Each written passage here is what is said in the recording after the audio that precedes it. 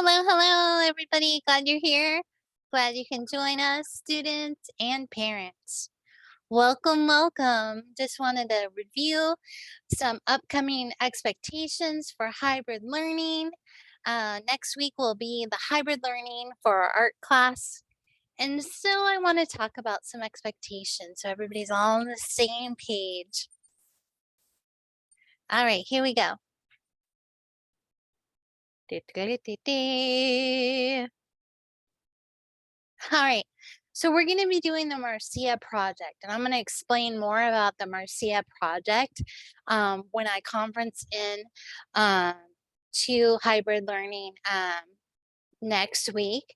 Mrs. Taylor is going to have me join in class via, I think it should be Neuro or Zoom, one of the platforms, and I'll be explaining more about the upcoming lesson. And when I was designing this lesson, I thought about hybrid learning expectations and what that means for the art room. So we're going to start off with a warm up, and I'm going to expect everyone to have an idea journal. Keeping an idea journal is key when you're an artist. Sometimes you'll have ideas float in the middle of the night, and you're like, whoa, I got to write that down. I keep it by my nightstand. You might keep a little idea journal in your purse or your back pocket or your backpack. So you want to keep those idea journals. If you're waiting in line, that's a good time to invest in your idea journal. You have all this time and you're just stuck in line. So why not make the best of it? So we're going to be using our idea journal and we're going to be doing a free association exercise. All right, so the materials that you need this week, must haves. That means you need to bring them with you. Are your idea journal, a sketchbook, blank paper. You can bring watercolor paper or copy paper, some blank paper. Your acrylic paints that the school provided for you. Your paint brushes, color pencils, paper towels, and paper plates. You can use those paper plates as palettes where you're mixing your colors together. May-haves are post-its, magazines, scissors, and glue sticks if you'd like to do collage media. The post-its are really good for when you're doing that free association. And if you want to color code your thoughts, that is a good way to organize some of those random thoughts to help you with your art project. Now, the Marcia project, which we're going to cover next week, is going to be your culminating project for the fall of 2022. Instead of taking a final exam, you're going to be doing the Marcia project all semester long. And then we're going to have a gallery walk at the end and share out with families and fellow teachers. All right, so I created a timeline for you. So this is your fall semester project, as I said before, in your final exam. So September 30th, one quadrant of your portrait is complete, or one quadrant portrait is complete. So you're going to have 4 portraits total. And I'm going to explain more next week. And you can always go back and adjust it. Just have at least have one to share out. You're going to send an email with a picture of the project to Mrs. Taylor and I. October 28th, you're going to have 2 quadrant portraits complete. November 19th, you're going to have 3 quadrant portraits complete. And December 9th, you're going to have 4 portraits complete. You're going to take pictures of all 4 together that align with Marcia's chart. And we'll go over more about the chart again next week. And then December 14th is when we're going to have our gallery walk.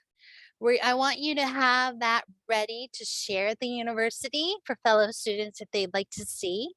And then also for our teachers and families, you're going to present. And that goes along with our national core art standards of responding, connecting, creating, and presenting. All right. So I want to share my grading expectations. I do want to put this out there. I think some of our friends are still in that extrinsic motivation stage. Extrinsic meaning um they're motivated by outside things. Like when I taught elementary school, a lot of my kiddos were motivated by candy. And we stay at that motivation phase in some regards because we work for a paycheck, right? We have to pay our rent. Bozzy came up to join. And then but also I want to push you to be more intrinsically motivated. Intrinsically motivated means you're motivated from the inside. You would do this job whether you got paid or not. You would volunteer your time. Find something that intrinsically motivates you. And a lot of artists are intrinsically motivated.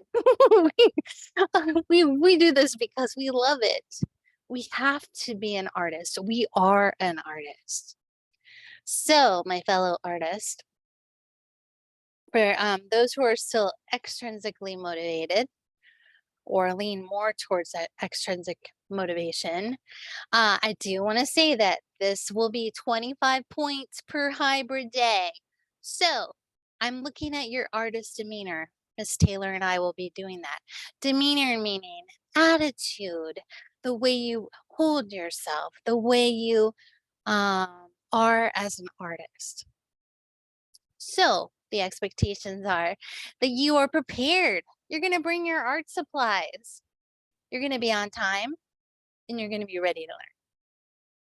You're going to be mindful, observant, engaged, and aware of your surroundings. You're going to be responsible. You're going to take care of those materials. You're going to clean up your art studio space.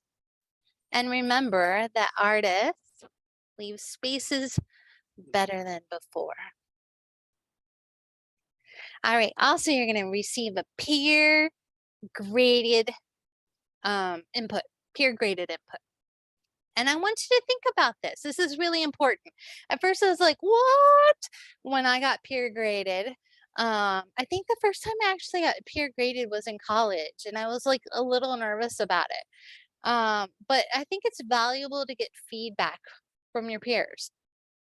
So, peer grading will be taken at the end of each studio session, and I'm going to have little slips that I'm going to send to Mrs. Taylor.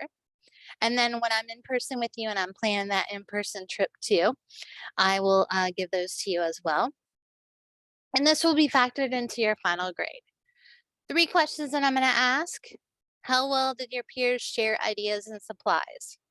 So you're going to have one for each student in your group and you're going to peer grade them. How well did they share ideas and supplies? So artists inspire one another. Remember that. We share ideas. We share our supplies. Did your fellow artists do their part to contribute to the whole? All right, think about that. Did your fellow artists show a growth mindset through word and deed? Growth mindset, like if you're down on yourself and you're like, I can't do this, that's a fixed mindset. But if you have a growth mindset, you could say, well, you know what? I'm still learning this. I'm going to get better each time I practice. That is a growth mindset. So you want to encourage your friends and you want to encourage yourself. If you hear that negative talk coming in your head about art project, I want you to try to be mindful and say, hey, I'm going to be kinder to myself. I'm going to tell myself, it's okay. I'm learning. And as Bob Ross says, there are no accidents in art. Wait, there are no mistakes in art. There's only happy accidents. So just keep that growth mindset. And for me, art is all about expression. You're expressing from your heart. All right. And the last and final detail, reach out. Reach out. Remember, we were talking about the foreshortening. Reach out. Mrs. Taylor and I are there for you. If you need anything, please reach out. We'd be happy to help you. We want to see you succeed.